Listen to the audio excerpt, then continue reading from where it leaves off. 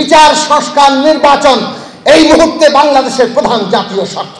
ফেব্রুয়ারির নির্বাচন মধ্য ফেব্রুয়ারির মধ্যে হতে হবে। আমাদের পরিষ্কার বক্তব্য যে ঐক্যমত্যের ভিত্তিতেই এই জুলাই জাতীয় সনদ কিভাবে বাস্তবায়িত হবে তার প্রক্রিয়া ঠিক করে অবিলম্বে আমাদের নির্বাচনের মধ্যে যেতে হবে।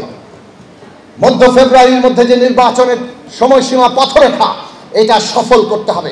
মনে রাখা দরকার, বিচার, সংস্কার, নির্বাচন এই মুহূর্তে বাংলাদেশের প্রধান জাতীয় স্বার্থ।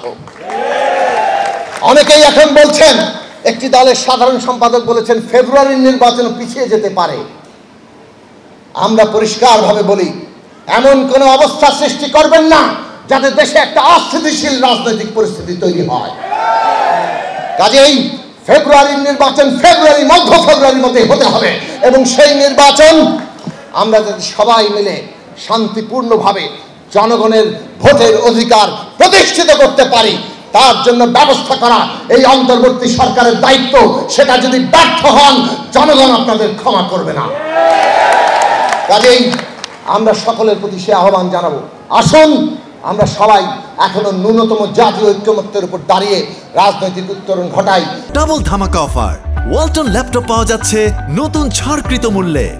বাংলাদেশের শহীদেরা যে নতুন স্বপ্ন তৈরি করেছেন সেই স্বপ্নকে সত্যে পরিণত করি। বাংলাদেশে গণসংহতি আন্দোলন সেই স্বপ্নকে সত্যে পরিণত করার জন্য তার সমস্ত শক্তি দিয়ে তার চেষ্টা চালিয়ে যাবে।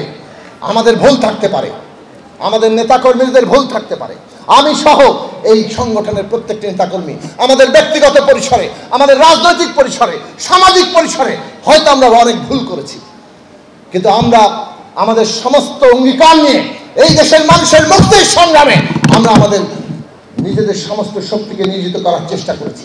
সেই লড়াই আমরা চালিয়ে যাব। ভুল থেকে শিক্ষা নিয়ে আগামী দিনে একটা দেশের জনগণের গণতান্ত্রিক পার্টি হিসাবে, প্রগতিশীল পার্টি হিসাবে কিভাবে আমরা দাঁড়াতে পারি, কিভাবে আরো শক্তি নিয়ে দাঁড়াতে পারি এবং একটা প্রগতিশীল গণতান্ত্রিক জোট শক্তি গড়ে তুলে এই দেশের ক্ষমতায় গিয়ে বাংলাদেশকে পরিবর্তন ঘটাতে পারি, সেই লক্ষ্যকে আমরা সামনে এগিয়ে নিয়ে যাব। সেই অঙ্গীকার রেখে আমি আমার বক্তব্য শেষ করছি। আপনাদের সবাইকে ধন্যবাদ। পঞ্চম জাতীয় সম্মেলন সফল হোক।